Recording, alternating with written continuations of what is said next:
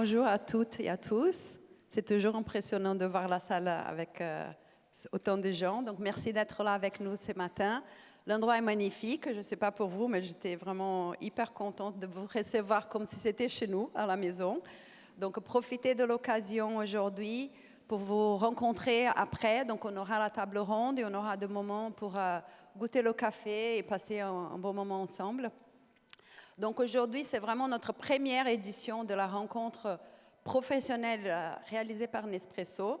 Ça fait maintenant, je dirais, plus d'un an et demi peut-être que je suis en France et que j'entends mes équipes partager les enjeux de nos clients, indépendamment de type d'activité, HoReCa, hôtellerie, restauration, les PME ou même les grands groupes qui ont des contraintes ou des enjeux concernant leurs collaborateurs. Donc, c'est un enjeu qu'on a tous depuis un moment et je pense qu'il est devenu encore plus important après le Covid avec les nouvelles normes de travail, le télétravail, la technologie, les nouvelles générations.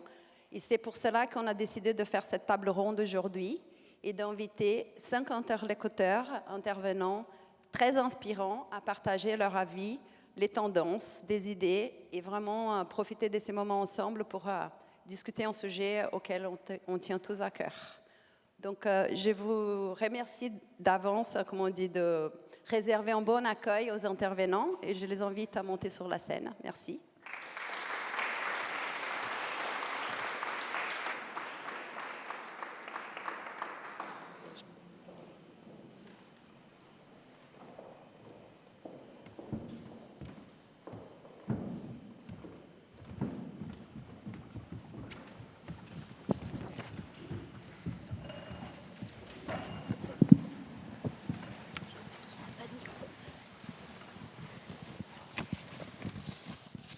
Maintenant que la logistique est parée, merci beaucoup d'être là aujourd'hui. Je m'appelle Catherine Testa. J'ai l'honneur d'animer cette table ronde où on va parler de comment innover pour attirer et fidéliser vos employés en 2024.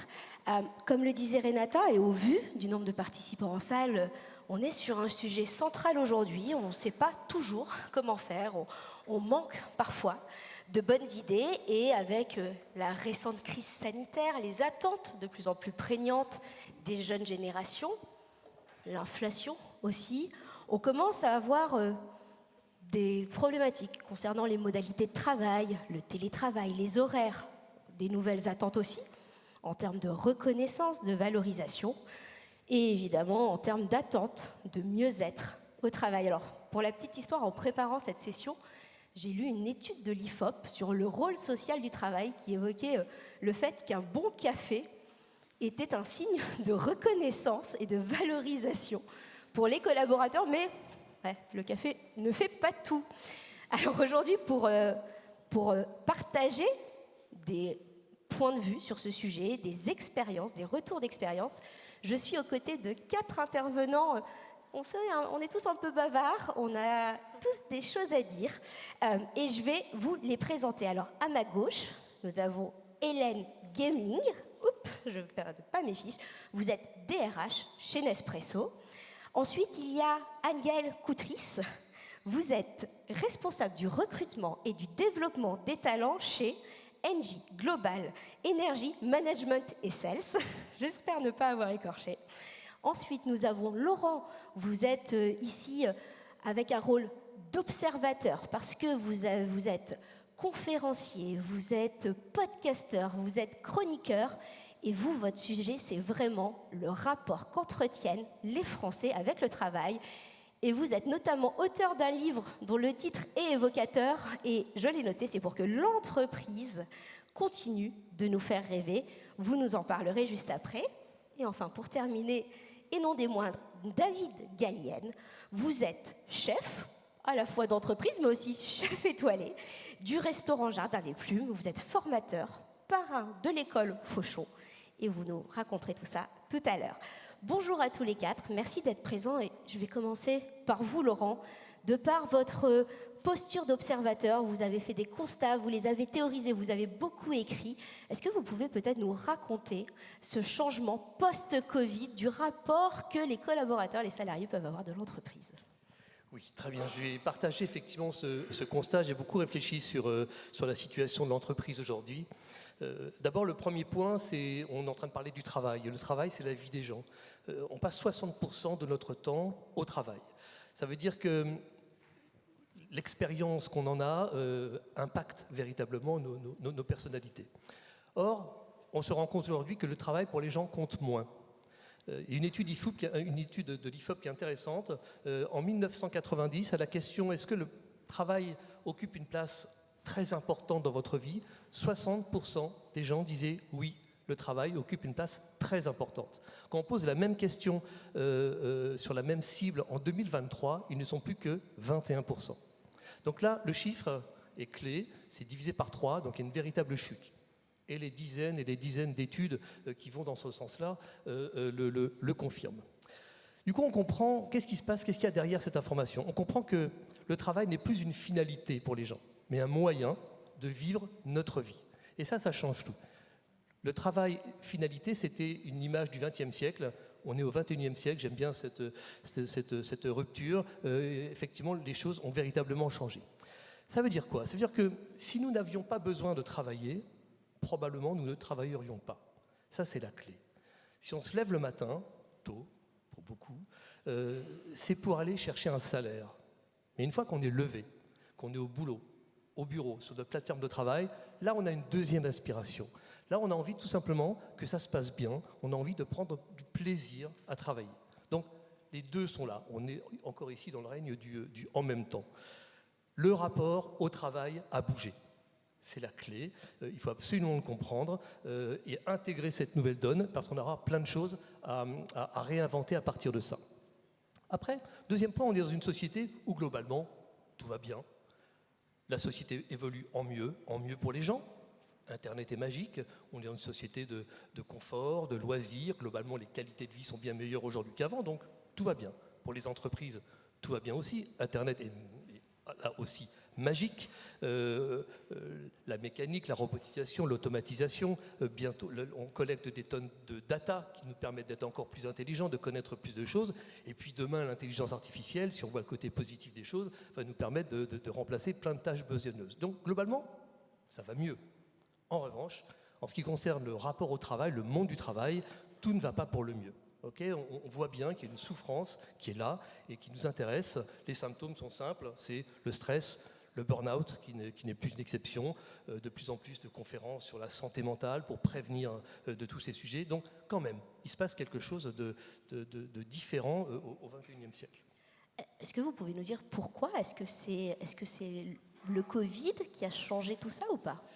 Le Covid n'a été qu'un accélérateur de particules. Tout était déjà là. Simplement, c'est allé plus vite. Il y a plein de raisons, bien sûr, mais essentiellement, la raison pour laquelle les relations se sont tendues, c'est qu'on se rend compte que le soin prêté à l'humain finit parfois par s'effacer face aux impératifs de rentabilité. Le soin de l'économie prévaut sur le soin de l'humain. On parle plus d'économie que d'humain. Alors c'est bien qu'on est responsable d'une entreprise, c'est comme notre responsabilité de faire que l'économie soit équilibrée. En revanche, il faut parler d'autre chose. L'économie ne peut pas être le sujet central, unique en entreprise. On se rend compte que la pudeur économique a disparu.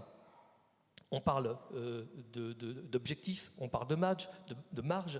Chaque personne, n'importe quelle personne du personnel est responsable jusqu'à sa marge. Donc ça veut dire quoi? Ça veut dire qu'à un moment donné, quand cette idée, cet impératif économique est trop mis en avant, ça veut dire qu'un individu de valeur est un individu rentable. Ça veut dire que si vous n'êtes pas rentable, vous n'avez pas de valeur. Alors qu'avant, effectivement, au XXe siècle, c'était plus lié au métier. Donc là, c'est quelque chose qui bouge énormément. En conséquence de quoi? Dans l'entreprise, on ne parle que d'économie, on parle plus d'économie que de métier. L'économie, c'est la préoccupation du dirigeant. Le métier, c'est la préoccupation du salarié. Donc on ne parle que du problème de dirigeant. Donc le risque est grand que tout simplement les hommes n'apparaissent qu'en second plan, s'effacent. Et la conséquence, c'est que les hommes aussi apparaissent plus facilement remplaçables. Et nous tous, autant que nous sommes, on fait tout pour ne pas être remplaçables. On fait tout pour apporter notre patte. Et là, effectivement, une sorte de contradiction qui est difficile à gérer, mais elle est là, face à nous. Il faut bien qu'on fasse avec et qu'on trouve des solutions. On a même délégué le management au process. Il y a tellement d'indicateurs dans tous les domaines, le chiffre d'affaires, la marge, etc., qu'on pense que manager les process suffit. On manage plus les indicateurs que les humains. C'est un peu la réalité qu'on peut constater. Bien sûr, il y a des tonnes de cas différents, mais globalement, c'est quand même un grand mouvement. Donc ce que je veux dire ici, c'est que le monde du travail s'est reconfiguré totalement sans mot dire. Voilà. On ne s'en rend pas compte. Du coup, le salarié sert un dispositif économique, il y a quelque chose de mécanique. Et le souci personnel du travail bien fait, qui est quand même quelque chose d'important pour chacun, est vite dilué. Ce n'est plus le sujet, ce n'est plus la priorité.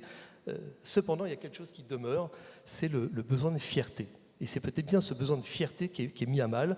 On peut être bien en entreprise, etc. Mais si on se pose, est-ce que je suis fier d'être dans l'entreprise-là, avec ces gens-là, à faire ce métier-là, c'est une vraie question à laquelle sur laquelle il faut s'interroger. Il y a un sujet sur la contribution. Vous l'évoquiez, la remplaçabilité, mais on a vécu avec cette phrase, les cimetières sont remplis de gens indispensables. Donc cette notion de fierté, d'appartenance à un collectif, elle est primordiale. Est-ce que vous auriez des pistes à nous donner sur des challenges en cours et des idées peut-être ? Oui, en tout cas, on voit bien que l'enjeu, c'est vraiment, il est plus d'ailleurs sociétal que purement entrepreneurial. C'est comment faire pour que l'humain redevienne une finalité dans l'entreprise versus l'économie. Et c'est ça la clé. Il y a bien une entreprise à réinventer totalement. Je crois qu'il faut mieux partir de ce principe que tout ce qui a été fait avant n'est plus. Et il faut vraiment réinventer quelque chose, réinventer un nouveau rapport au travail, enfin en tout cas réinventer un nouveau rapport aux salariés pour que le salarié tout simplement renoue avec le désir de faire son travail et d'être là. Donc le point clé, c'est l'écoute des personnels. À un moment donné, c'est important de comprendre quelles sont les aspirations de chacun, les jeunes, les moins jeunes. Donc l'écoute des personnels, le soin de l'humain est important. J'aime bien l'idée que souvent on dit que l'entreprise est comme un organisme vivant. J'aime bien cette idée parce que du coup on prend soin d'un organisme vivant. Quand il est malade, on cherche absolument l'objet de la maladie pour le guérir, mais aussi la pommade, le sparadrap ne règle pas le problème, mais peut faire du bien aussi. Donc le soin est important, il faut guérir, mais aussi prendre soin. Donc j'aime bien cette idée-là. Donc écouter, c'est important. Après, il y a bien sûr l'idée de l'attractivité. Il faut qu'on ait envie d'entreprise. Voilà. L'attractivité donc de vos établissements, l'attractivité de ce qu'on appellera la marque employeur, il faut que ça donne envie. Alors, dans le monde de l'hôtellerie, de la restauration, on connaît les grands boulevards dans les grandes villes où tout d'un coup il y a des files d'attente devant certains restaurants et dans d'autres pas. Eh bien, imaginons juste que demain, ce sera la même chose pour les cabinets de recrutement. Il y aura peut-être beaucoup de gens qui voudront aller dans les mêmes entreprises pour un certain nombre de raisons. Donc, ayons cette idée-là en tête pour que notre entreprise soit aussi désirable en termes d'emploi. Et puis l'attractivité de la marque employeur, oui, mais aussi l'attractivité du secteur d'activité en lui-même. Il faut travailler aussi sur ce sujet-là pour rendre ce métier effectivement désirable. Et puis il y a aussi l'idée de donner du sens. Il faut aider les salariés à trouver du sens personnel. Le sens, il est surtout personnel. Et c'est quelque chose... C'est pas facile de trouver du sens, donc on peut très bien aider chacun dans un échange à trouver ce sens personnel et bien sûr restaurer la fierté, trouver les moyens effectivement d'être fier de faire ce métier-là avec les gens autour de nous. C'est la clé. N'oublions pas que le travail est un deal. Le travail n'est pas une valeur. Ou alors c'est une valeur marchande, mais c'est en aucun cas une valeur morale. Donc à partir de ce moment-là, on est bien dans une discussion ouverte et libre de réinvention dans le rapport effectivement à l'employeur. Donner du sens, c'est compliqué aussi. C'est un mot polysémique qui veut dire c'est quoi le sens qu'on donne aux choses, c'est quoi la direction dans laquelle l'entreprise va. Je vous redonnerai la parole tout à l'heure. Anne-Gaëlle, Hélène, David, peut-être vous avez un mot à nous dire, à rebondir sur ce que a pu évoquer Laurent ? Moi, je veux bien rebondir tout simplement sur le mot humain.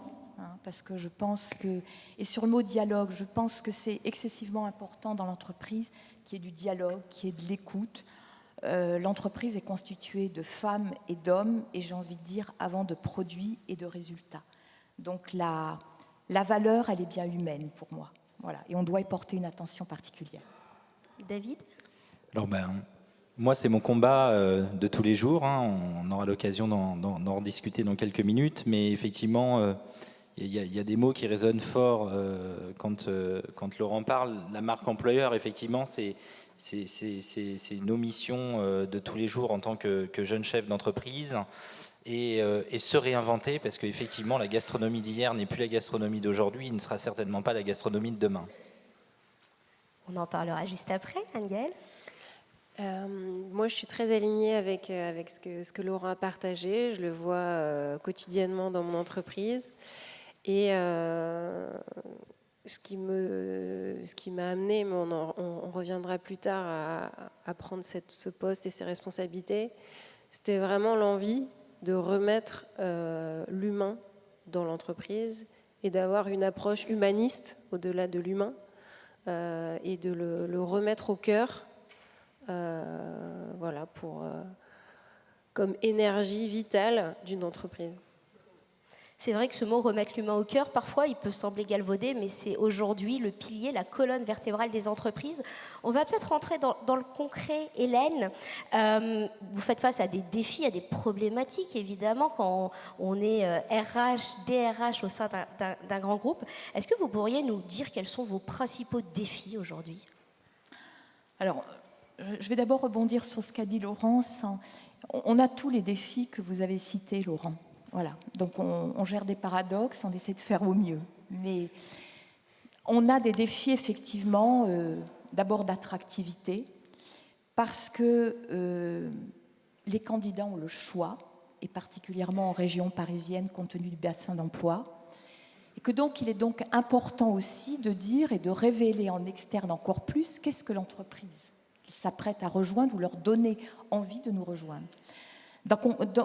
Quand on parle de marque employeur, c'est aussi révéler l'entreprise. Moi, je souhaite que les candidats qui postulent, et surtout qui nous rejoignent au final, ils ne soient pas déçus. C'est-à-dire ce que on leur a dit, c'est ce qu'ils vont vivre. Donc je pense que c'est très important d'apporter des preuves. Donc on a retravaillé effectivement notre marque employeur.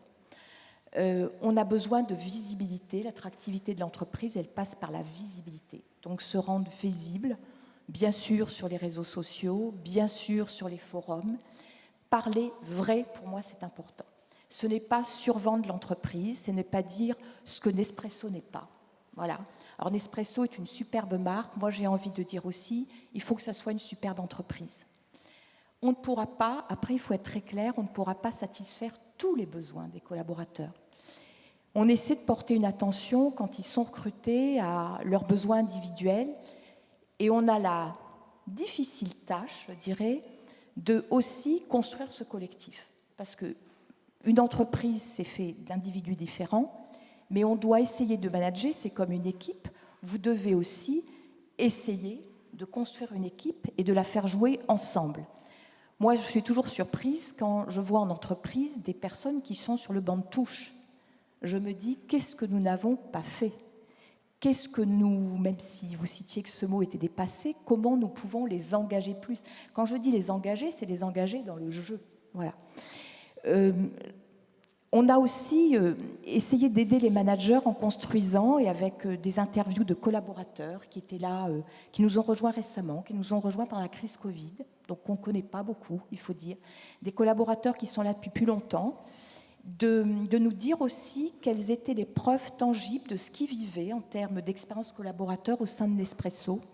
Et on a rassemblé un peu toutes ces preuves pour aider à la fois notre équipe recrutement, mais à la fois les managers qui sont aussi les premiers recruteurs et qui doivent donner envie aux candidats de se dire quelles sont les preuves tangibles que je peux donner à mon candidat, à mon futur collaborateur, pour qu'est-ce qu'il va retrouver en le vivant. Pour moi, c'est vraiment important.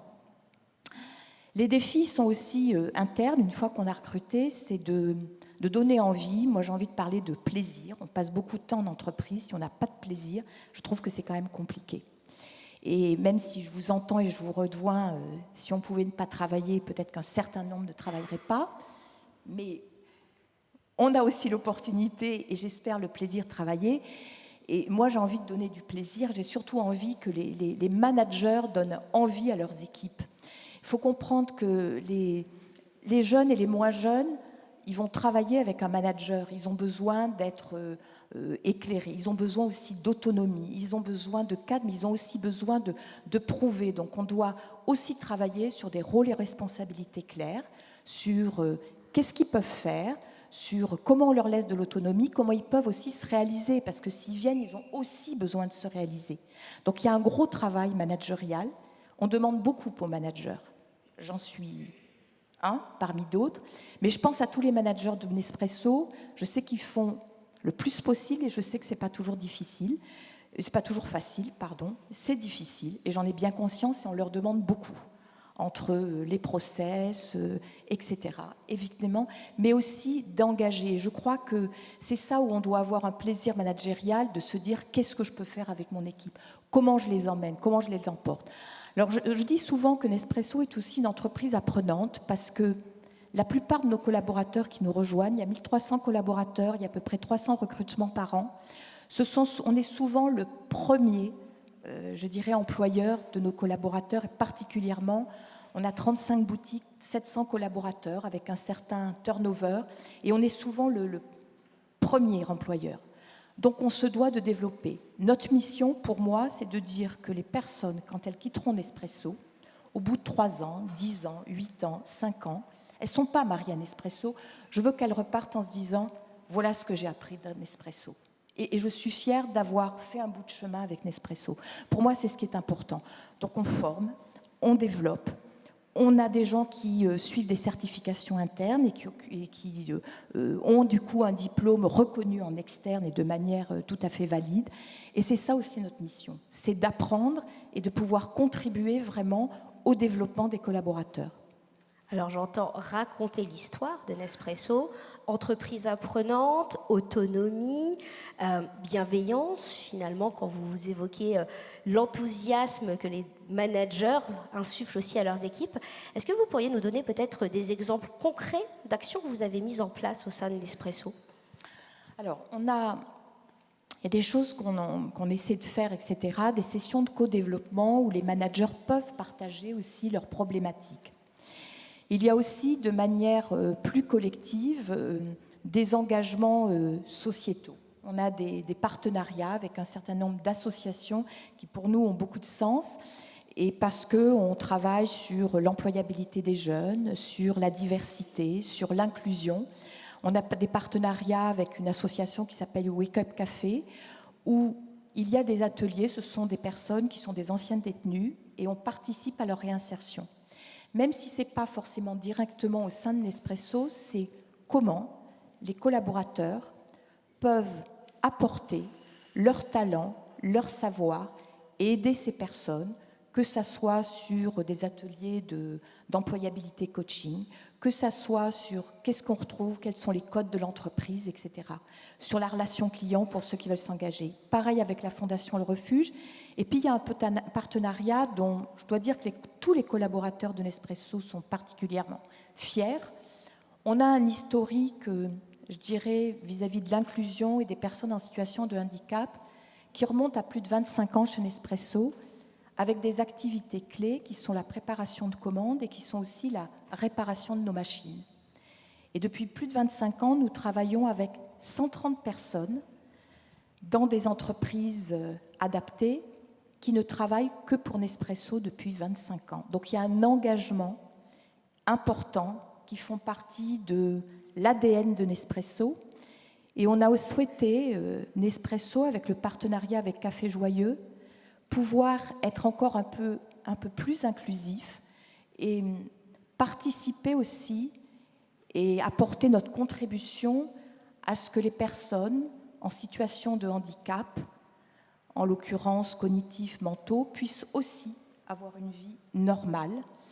Et donc dans ce partenariat qui a démarré en juillet 2022, on a déjà permis, parce que nous reversons une grosse partie de nos ventes à Café Joyeux, en développant un café pour eux, 40 emplois.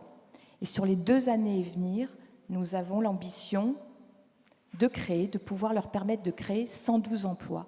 Donc c'est aussi un engagement de Nespresso de donner du sens aussi et d'une contribution, je dirais avec toute la générosité. Je peux vous dire c'est une très grande fierté des collaborateurs de Nespresso et aussi de découvrir, parce qu'on leur a permis de découvrir particulièrement en boutique, quel est l'univers des Cafés Joyeux et quel est l'univers aussi pour les coéquipiers de Cafés Joyeux dans nos boutiques. La fierté du collaborateur d'une contribution sociétale de l'entreprise à laquelle ils appartiennent. Anne-Gaëlle, comment se traduit pour vous cette posture d'innovation au niveau des talents, tous les enjeux, presque parfois des combats, hein. Est-ce que peut-être c'est intéressant de nous raconter votre parcours, parce que déjà il est atypique et il permet aussi de comprendre votre engagement. Ok, très bien. Donc effectivement, je m'appelle Anne-Gaëlle et je suis ingénieure. Voilà, je fais une école d'ingénieur en France. Et puis je suis rentrée à l'époque chez Gaz de France, dans des métiers assez traditionnels d'ingénierie. Je fais de la stratégie, j'ai fait beaucoup de finances, j'ai beaucoup travaillé dans l'axe rentabilité que tu évoquais, Laurent, tout à l'heure. Et puis, au bout d'un moment, j'ai rejoint une entité, donc l'entité dans laquelle je suis, là, qui s'occupe de tout le trading d'énergie, en tant un peu que chef de projet.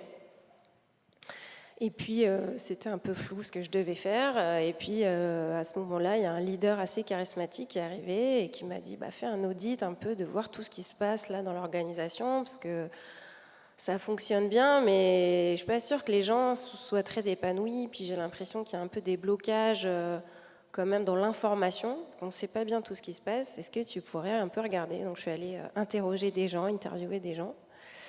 Et puis là, je me suis rendu compte qu'il y avait beaucoup de gens qui étaient en souffrance en fait dans cette organisation très très pyramidale. Les informations ne remontaient pas parce que les gens avaient peur.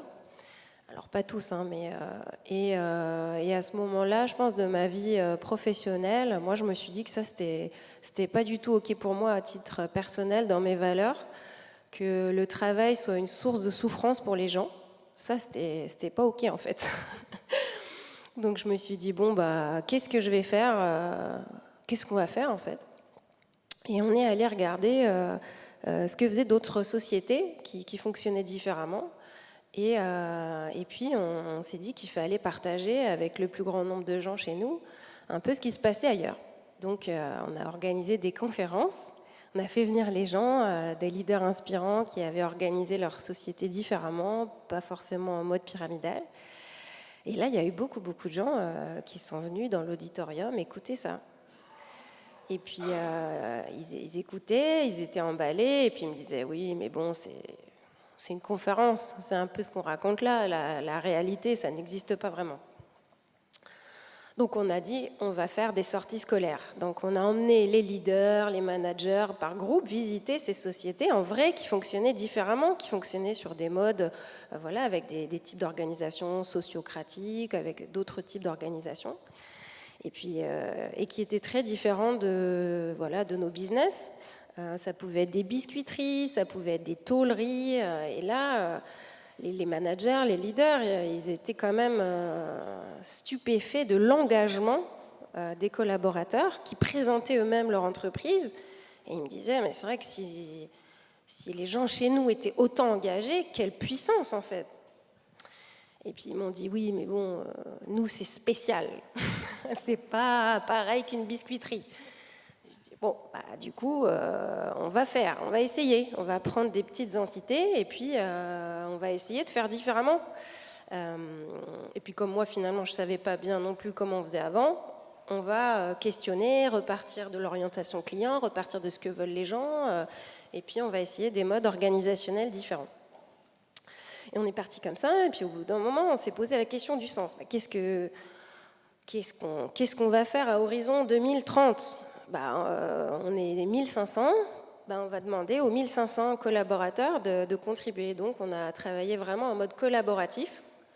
Qu'est-ce que vous voulez faire? C'est quoi la vision stratégique que vous voulez pour nous? Quelles sont les valeurs sur lesquelles vous avez envie de contribuer? Et au final, les 4 valeurs, ça n'a pas d'importance. Ce qui a l'importance, c'est le chemin où les gens ont contribué, les gens se sont exprimés, les gens ont réfléchi et finalement adhèrent à ce qu'ils ont produit. Donc on a fait ce chemin-là sur la vision stratégique. Et puis on s'est dit comment maintenant on s'organise pour implémenter cette vision, parce que c'est quand même loin, comment on va se structurer. Et donc là, on a monté toujours un gros projet collaboratif avec tous les gens qui avaient envie de contribuer. On leur a dit comment vous voulez qu'on s'organise. Donc là, on n'était pas très bon sur les noms. On a appelé ce projet Organisation et Gouvernance. Son petit nom, c'est OEG. Et donc voilà, on a demandé aux gens, mais voilà, vous voulez vous organiser comment? Dans votre équipe, entre équipes, en structure matricée, pyramide, bulle. Qu'est-ce que vous voulez proposer? Et puis on va le faire. Et donc 1500, c'est beaucoup de personnes quand même. Et donc les gens se sont surtout emparés de leur rôle, leur responsabilité, leur redevabilité et ce qu'ils avaient envie de faire. Et s'ils étaient là, qu'ils étaient là engagés et parce qu'ils avaient envie. Et puis voilà, et ça a pris du temps quand même, tout ce chemin. Et puis à la fin, on a dit qui y a là dans l'Excom, dans le comité de direction, qui ça va être les gens? On a dit on va ouvrir les postes, les gens vont candidater, on peut aussi proposer des gens, et puis on va faire un panel de collaborateurs qui va être diversifié, représentatif de nos activités. Et puis le panel va interviewer toutes les personnes, et puis on va recommander ce que nous, on penserait être le meilleur comité de direction en individuel, donc individuellement chaque personne, et aussi en collectif. Pourquoi cette équipe-là, ce serait la meilleure pour nous diriger? Voilà un peu un chemin auquel j'ai contribué. Alors c'est passionnant, j'entends le mot écoute, comme Hélène l'a évoqué, vous avez aussi beaucoup demandé à ceux qui font l'entreprise leur vision. Je vois aussi la notion de partage, aller regarder ce qui se fait ailleurs. Tout à l'heure, Renata De Stefano l'évoquait, cette table ronde, elle a aussi pour vocation de partager des expériences avec humilité. On essaie de faire avancer les choses. Est-ce que vous pourriez nous donner peut-être quelques éléments concrets d'actions qui ont été mises en place suite à ces benchmarks, à ces travaux collaboratifs que vous avez pu faire en interne, et nous dire aussi... Est-ce que vous avez réussi à partager cette vision que vous avez co-créée avec votre équipe? Comment vous avez réussi à insuffler tout ça? Donc, quelques exemples concrets et comment ça a été... Effectivement, donc en fait, ce n'est pas du tout mon équipe qui a construit la vision, c'est les 1500 personnes qui travaillent dans l'entité qui l'ont construit, qui ont adhéré, qui sont organisées et qui ont implémenté finalement toute l'organisation en y adhérant. Et puis aujourd'hui, on est 4000 surtout. Donc en 2-3 ans, on a doublé et on a dû intégrer des personnes qui n'avaient pas forcément cette culture de la collaboration, de l'écoute. Et puis il y a eu le Covid qui est arrivé. Et effectivement, c'est là où du coup j'ai rejoint les ressources humaines, parce qu'avant j'étais pas très bien RH, comme vous avez pu le comprendre. Et puis nous, ça a très bien fonctionné le télétravail. Du jour au lendemain, tout le monde était à la maison, ça se passait très bien. Et puis le temps a passé. Et puis, les relations sociales, ça a été plus compliqué. Et c'est là où moi, en tant que RH, je me suis vraiment intéressée sur l'aspect sociétal, où en fait, on reste quand même une société. Et donc, une société, il va y avoir, pour moi, c'est un ensemble de personnes humaines qui vivent ensemble, avec un certain nombre de codes. Mais pour moi, il y a la vie et il y a l'humanité. Et c'est ce qu'on évoquait un peu tout à l'heure. Et du coup, moi, ce qui m'a intéressée, ça a été de réfléchir à la notion de savoir-faire et innover sur le savoir-faire. Voilà, et ça, c'est des choses que vous appliquez dans vos métiers, votre excellence opérationnelle, vos connaissances. Et il y a le savoir-être ensemble. Et il y a l'écoute, l'accueil, prendre soin des personnes. Et en fait, quand on est tous en distanciel dans son ordinateur, derrière Teams, en fait, ça fonctionne plus bien, quoi. Et le fait de prendre un café, de partager de la vie, et ce que tu disais tout à l'heure, le fait qu'aujourd'hui, les personnes peut-être accordent moins d'importance à leur travail, on vit une grosse partie de nos journées quand même au travail, donc autant qu'on ait du plaisir, comme vous disiez, autant qu'on prenne du temps à être ensemble. Et en fait, ce temps-là, avec l'accélération des réunions, des réunions en distanciel, on prend plus ce temps-là. Et donc, moi, j'ai vraiment aussi voulu poser des moments de partage, du temps d'échanges culturels qui peuvent être des séminaires, qui peuvent être des moments de café, des moments de partage, des moments en présentiel, en ayant énormément de liberté autour de la notion de télétravail chez nous. Et en fait, les gens reviennent au travail. Les gens reviennent physiquement sur les sites pour être ensemble. Je crois qu'en plus, on n'apprend pas forcément à écouter l'autre à l'école. On acquiert très peu de compétences sociales. In fine, je crois que vous avez mis en place des parcours aussi en interne.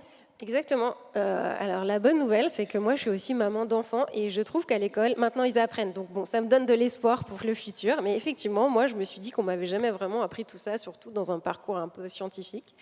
Dans nos métiers, on a vraiment aussi une valorisation de l'expertise. Et donc souvent, on a des managers qui sont experts, qui deviennent managers, mais qui n'ont jamais vraiment appris à manager ou à écouter ou à être dans des postures différentes que ce qu'ils ont pu vivre avec leur chef précédent. Et donc on a mis en place effectivement des parcours avec des coachs professionnels pour apprendre aux managers sur des temps longs. C'est pas une demi-journée, on revient au travail, on change rien. C'est vraiment des parcours apprenants de modification de leur posture professionnelle.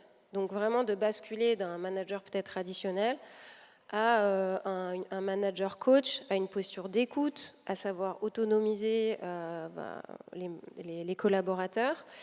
Et on a mis aussi en place des parcours de développement personnel, donc assez orientés autour des femmes, pour qu'elles aient l'opportunité de prendre du temps sur réfléchir sur leur propre posture managériale. Donc, comme j'évoquais, on est un environnement avec beaucoup d'ingénieurs, donc on a 30%, 20-30% de femmes. Et donc finalement, trouver sa place quand on est une minorité, c'est pas toujours évident de ne pas reproduire un modèle qu'on voit dans notre organisation. Et donc on a vraiment voulu mettre en place ces parcours de développement personnel assez poussés pour qu'elles trouvent leur propre leadership féminin. Et une fois qu'on a fait ça, il faut aussi préparer le système à accueillir ça, au fait. Parce qu'on peut avoir développé des femmes dans leur leadership puissant et qu'elles se sentent vraiment en confiance. Si on les met dans un environnement qui finalement n'a pas bougé, ça peut être un petit peu violent. Donc voilà. Et en fait, ce que je trouve... j'ai la grande chance d'être dans un environnement qui me laisse libre d'expérimenter beaucoup de choses. Et en même temps, ça fonctionne. Donc une fois qu'on a lancé et que les résultats, non pas que ce soit des KPI, mais sont là, il y a une certaine reconnaissance qui arrive. Et donc je pense qu'il ne faut pas hésiter à se lancer ou à trouver des alliés pour expérimenter des choses.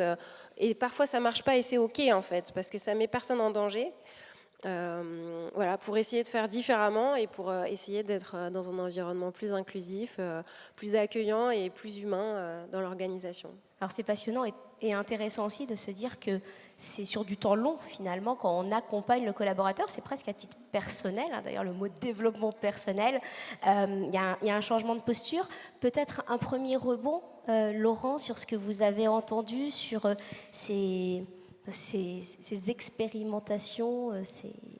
Oui, moi ce que je trouve intéressant ici, c'est effectivement, Hélène, vous proposez une aventure. À un moment donné, il y a des gens qui vont entrer dans l'entreprise, on veut qu'ils ne soient pas déçus, mais on leur propose une aventure.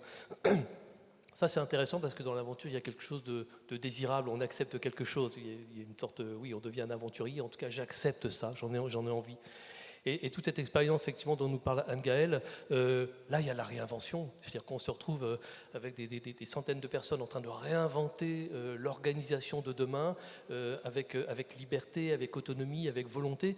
Là, c'est vraiment intéressant. Et effectivement, c'est déjà pas facile de pouvoir organiser une réunion avec 10 personnes et conclure et avoir des conclusions. Là j'imagine que c'est un long travail. Mais il y a bien cette idée de réinvention. Il y a une aspiration effectivement ici, c'est ça que je retiens dans ces deux histoires. Une autorisation aussi à faire différemment. David, je vais vous donner la parole en tant que chef d'entreprise et représentant du milieu aujourd'hui de la restauration. Quel est peut-être votre retour d'expérience en fait, tant à l'échelle de votre restaurant que de façon plus globale dans le secteur de l'hôtellerie-restauration ? Alors l'expérience pour moi entrepreneuriale, elle a commencé il n'y a pas si longtemps que ça, hein, puisqu'il y a encore quelques années, il y a encore 3 ans, j'étais dans une posture de salarié et tout s'est accéléré. Pour ceux qui me connaissent pas ou qui n'ont pas suivi mon parcours, effectivement, tout s'est accéléré à la suite de Top Chef en 2020 où je remporte le titre. Donc ça a été une exposition médiatique telle que ça m'a ouvert des opportunités très grandes pour entreprendre.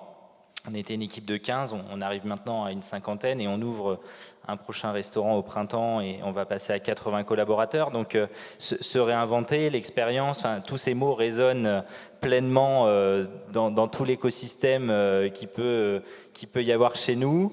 Effectivement, l'humain est au cœur de toutes mes préoccupations. Je pense que, quand je disais tout à l'heure, la gastronomie d'hier, la gastronomie d'aujourd'hui, la gastronomie de demain, eh bien, c'est plus la même, c'est pas la même. Il y a 20 ans, quand j'ai commencé mon apprentissage, on avait un espèce de management collectif où on emmenait tous les collaborateurs dans un seul et même but. Aujourd'hui, c'est plus le cas. Chaque individu, chaque personne, morale, physique, vient chercher quelque chose dans une entreprise bien personnelle. On a mis en place une structure au sein de notre établissement qui est assez simple, hein. On a créé un comité de direction aussi, avec un comité exécutif, et puis ensuite on a l'équipage. On a une organisation qui s'est montée. En fait, tout ce qu'on ne sait pas faire, nous on l'externalise. Donc moi, mon métier, c'est cuisinier.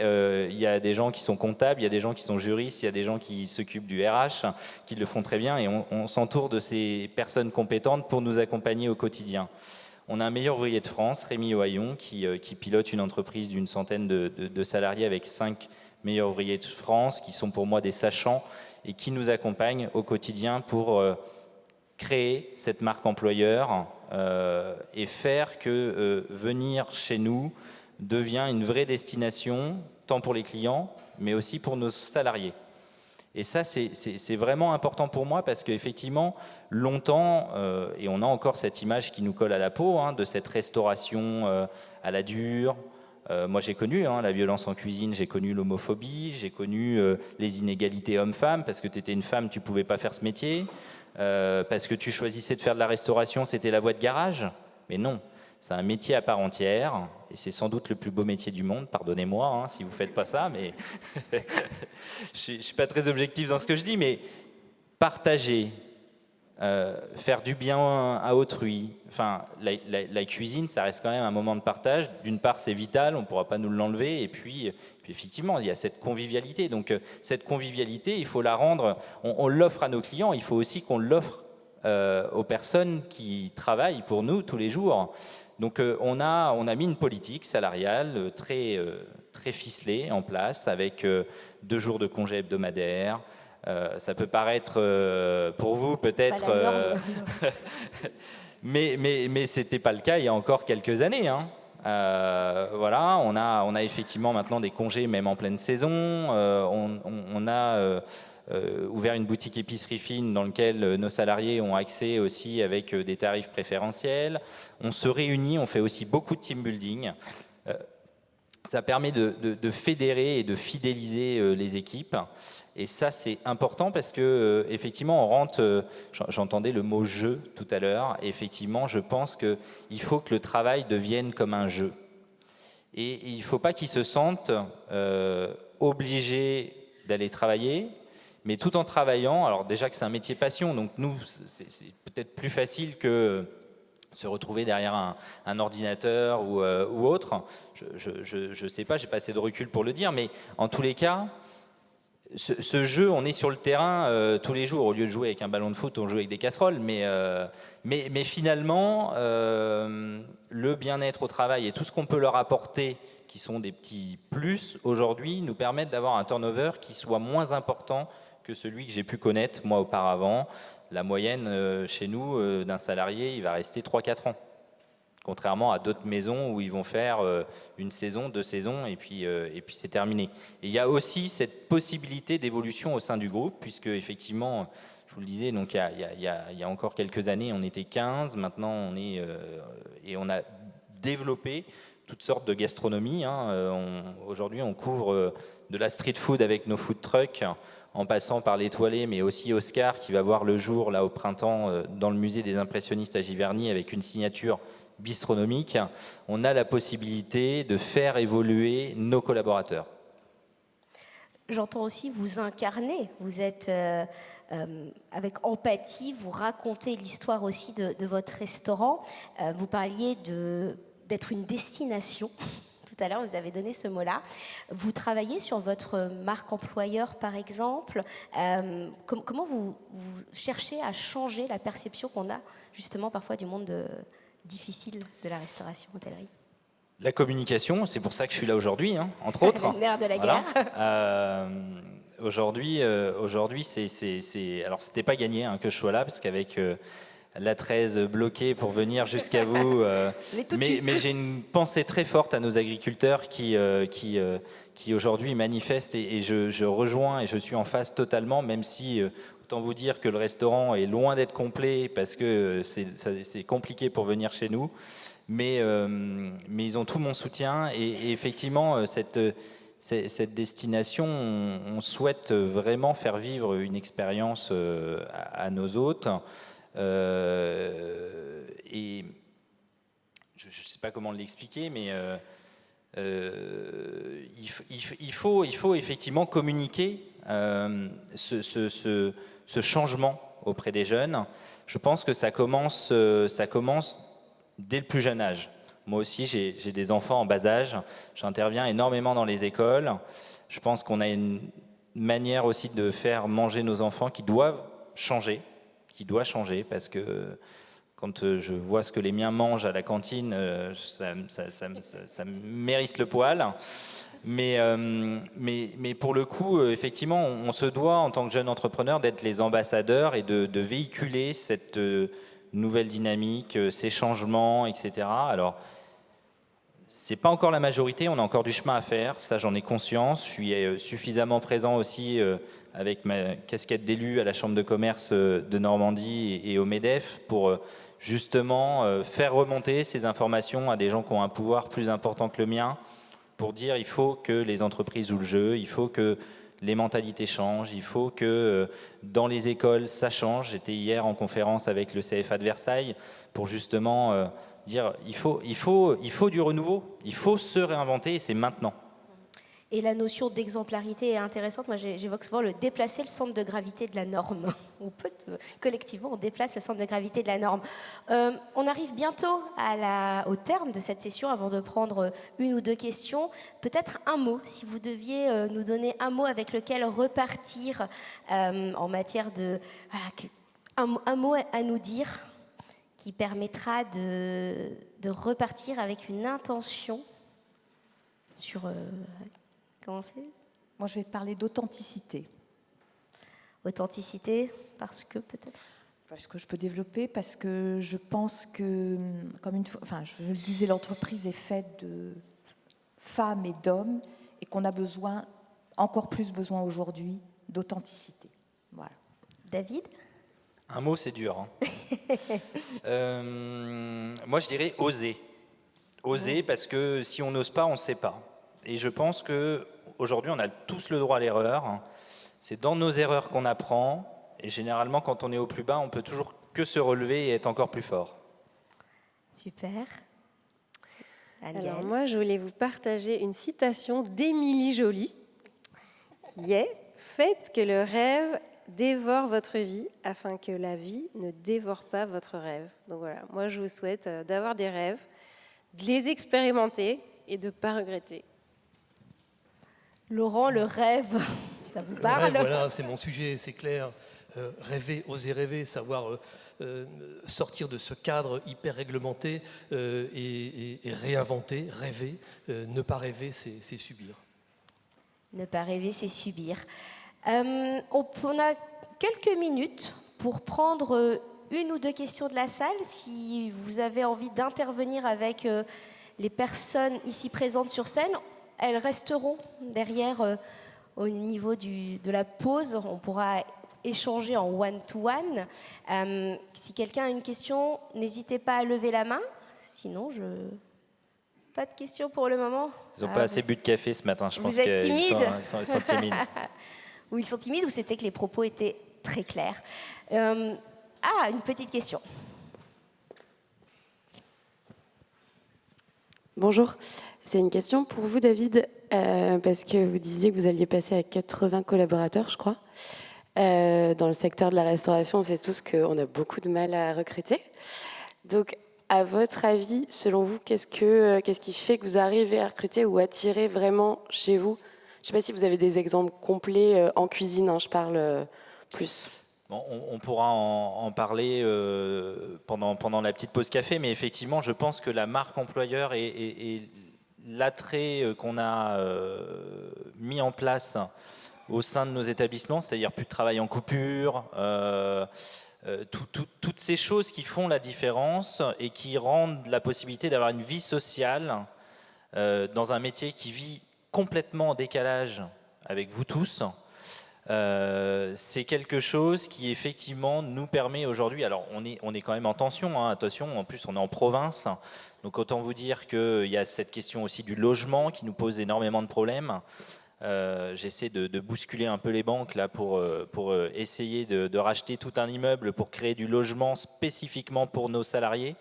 C'est pas facile, mais en tous les cas effectivement c'est tout mis bout à bout, toutes ces petites choses qu'on peut offrir à notre personnel qui fait qu'aujourd'hui, on a moins de mal à recruter. On a finalisé notre recrutement là, pour l'ouverture du printemps prochain. Et si on n'avait pas mis tout ça en place, je pense qu'on aurait eu du mal à accueillir de nouveaux talents. Je vois des têtes qui acquiescent, l'engagement sur la notion de vie pro, vie perso, in fine, c'est ce que vous nous avez donné. Le temps file, je vais redonner la parole à Renata pour le mot de la fin. Merci à vous quatre pour vos interventions et on se retrouve tout à l'heure.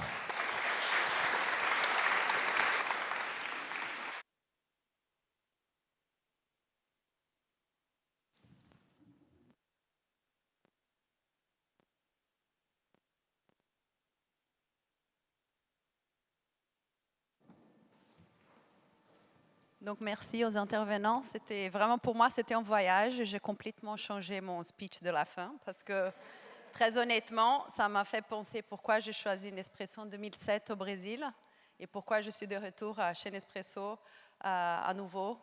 Je n'ai pas fait le compte, mais 15 ans après à peu près. Et pour la petite histoire, cette capsule, et qu'on en parle surtout au Brésil, les cafés, c'est mécanique, le lien, le pays, la production. Et pour Nespresso, c'est le plus gros producteur aujourd'hui pour Nespresso. On n'a pas parlé, mais il y a un engagement derrière auquel je tiens énormément à cœur. C'est un programme qui s'appelle AAA, de sustainabilité. Donc vraiment la production plus durable de café. Et que ça existe depuis 20 ans chez Nespresso. Et quand j'entends Hélène, et j'ai découvert en France d'ailleurs, toute la partie sociétale, que ça fait plus de 25 ans, qui aussi Nespresso regarde toute la partie d'intégration des gens en situation de handicap. Ça m'a fait sentir mon mot pour cette conférence et la fierté d'être de retour dans le groupe et de pouvoir, même avec les KPIs, conduire une équipe fantastique qui est là aujourd'hui et qui adore le B2B et qui est toujours là pour ses clients. Et donc ça, c'est ce qui me fait me réveiller tous les matins et aller à Issy-les-Moulineaux. Et vraiment penser qu'il a un sens dans ma vie aujourd'hui. Je suis très contente d'être là. Et pour cela, j'aimerais bien inviter Yann Boucaille, fondateur de Café Joyeux, à me rejoindre sur la scène, parce que ça aussi, c'est une énorme évolution pour nous en B2B, en tout cas cette année. On est très ravis, et je l'ai prise, très ravis de vous annoncer l'arrivée de capsules Café Joyeux faites par Nespresso maintenant dans la gamme B2B. Donc aussi de pouvoir servir nos clients dans les sociétés avec la praticité Nespresso, la qualité de café Nespresso et tout en soutien à la cause qui est fantastique de Café Joyeux. Donc je te donne la parole. Merci. Merci Renata, merci beaucoup. Je suis honoré de devoir, parce que c'est un devoir, assurer la conclusion de cette table ronde. Voilà, Renata, tu m'as demandé de dire quelques mots après cet échange qui était très riche. Et vraiment, je me tourne vers les animateurs. J'étais j'étais très, très inspiré par ce que vous avez dit. Donc, bravo Catherine pour cette animation, et je vais essayer d'être à la hauteur. J'ai pris quelques notes, et je vais vous, avant de revenir sur cette collaboration avec Nespresso, je vais vous lire mon petit cahier et les quelques mots que j'ai pu noter, parce que j'ai trouvé ça passionnant. C'est passionnant parce que de démarrer une conférence sur le travail et sur l'implication des collaborateurs dans le travail, avec un thème comme celui-ci, c'est attirer et fidéliser les équipes, en disant qu'aujourd'hui seulement 21%, enfin je reprends vos statistiques de l'IFOP, hein, Laurent, 21% des personnes considèrent que le travail est important. Ça fait quand même réfléchir. Non ? Non, on est tous au travail, là. Je pense qu'on est tous au travail. C'est quand même intriguant. Et, pardon, je vais directement à ma conclusion, et je vais reprendre après mes notes, mais est-ce que vous n'avez pas l'impression qu'on est un peu dans un système qui est à bout de souffle ? C'est dingue, quand même. Je veux dire, on passe 60% de notre temps au travail, et finalement, on considère que ce n'est pas important. Alors, je vais donner les notes parce qu'en fait, en guise de conclusion, pardon, moi je trouve que ce que vous avez dit était tellement juste que je vais juste relire.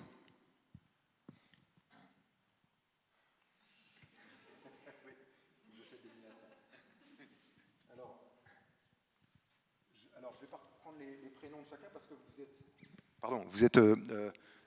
vous êtes souvent confirmé dans ce que vous disiez, mais on a beaucoup parlé d'humain plus que d'économie. On a parlé de l'écoute, beaucoup. J'ai entendu à plusieurs reprises réinventons l'entreprise. C'est même Hélène qui a dit finalement on a des paradoxes. On doit les gérer. C'est dur hein, de dire ça, mais c'est vrai. Et le faire comme le fait Nespresso, avec authenticité, en parlant vrai, donner envie, qu'on soit content d'aller à Issy-les-Moulineaux le matin. c'est chouette, non mais c'est un super défi, quoi. Et c'est possible. Il n'y a qu'à voir le beau visage rayonnant de Renata pour se dire que c'est possible.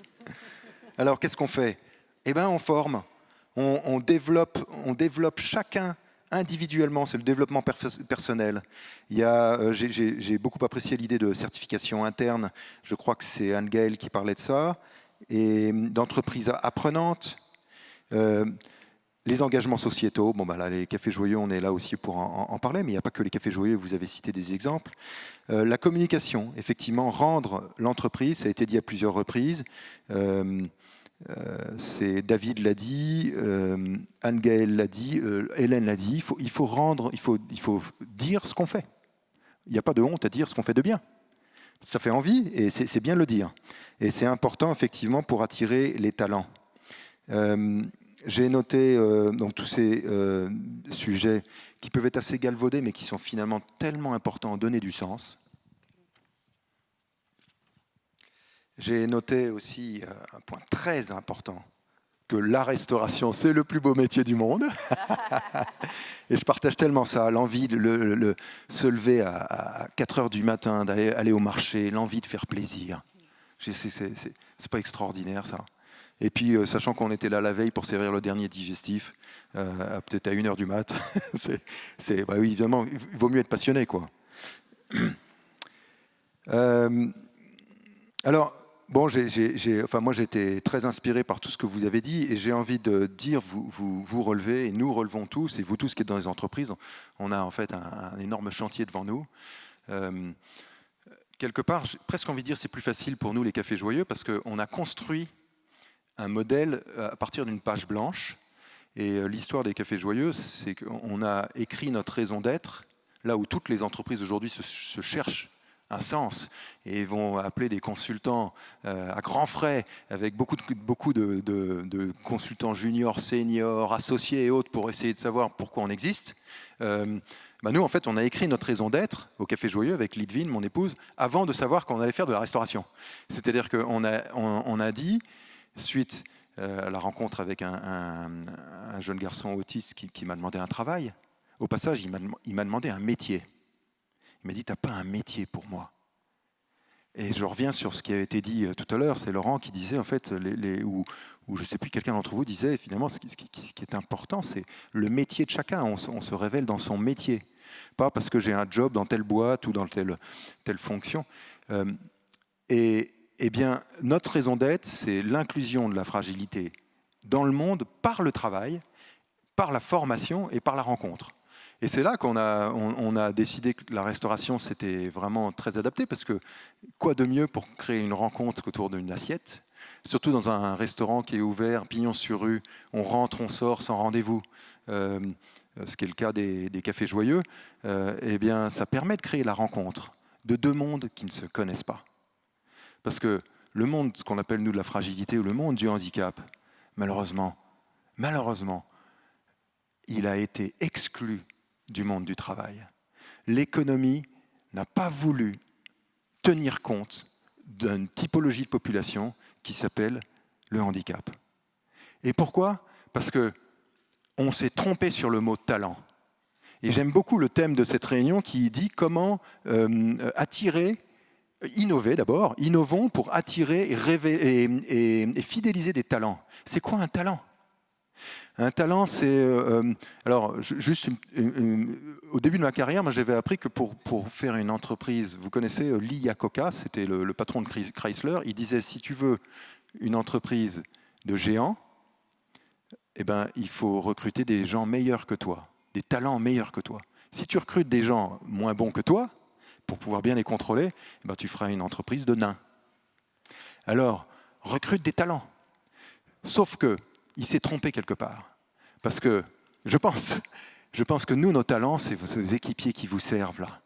Pablo, Alphonse, Anne-Sophie, Anne-France. Eh oui, je me suis trompé, Anne-France. Ouais.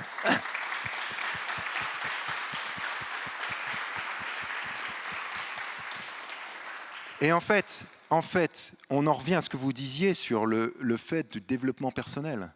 La mission des Cafés Joyeux, c'est de révéler des talents qui ont été cachés, dans une société économique qui a quelque part rajouté du handicap au handicap, en expliquant, non, toi, tu n'es pas capable, toi, tu n'es pas meilleur que moi, donc pourquoi je te recrute ? Parce que moi, je veux une société de géants, et toi, tu ne vas pas assez vite.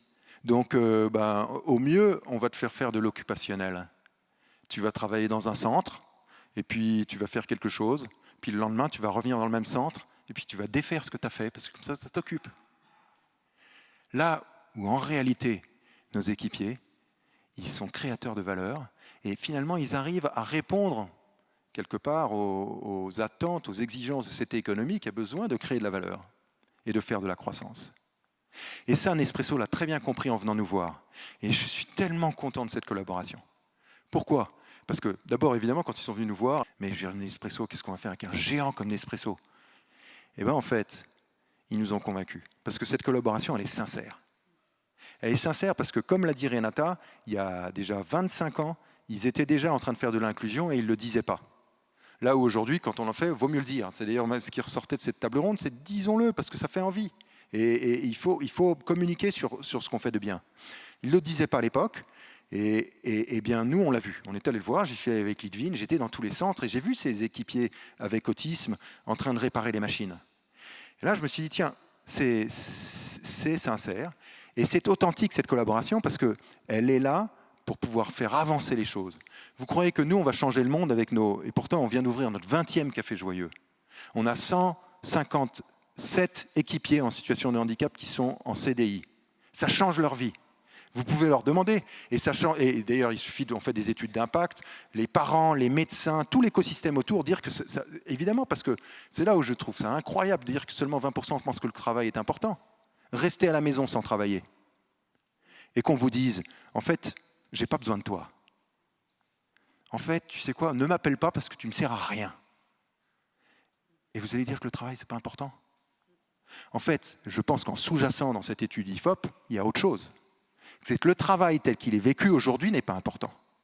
Mais le travail, c'est essentiel. Et j'ai envie de prendre cet exemple on a eu un reportage sur France 2 avec Laurent Delahousse le 13-15. Une équipière, certains d'entre vous ont bossé avec elle, elle s'appelle Charlotte. Elle est filmée dans un entretien de recrutement. Pas facile d'avoir une caméra en interview et autres. Vous le feriez? Moi, j'ai hésité à accepter. Je l'ai accepté parce que la journaliste, elle est maman d'une fille autiste et elle l'a fait avec beaucoup de bienveillance et beaucoup d'attention. C'était très bien vu. Et Charlotte, à un moment, on lui pose la question, pourquoi tu veux travailler au Café Joyeux? Je crois que c'est Lidvine, ma femme, qui lui demande. Et elle répond, je veux travailler au Café Joyeux. Avec la caméra en gros plan sur Charlotte, vous pouvez le voir, c'est en replay sur France 2. Elle répond, je veux travailler au Café Joyeux parce que je veux montrer au monde que j'existe.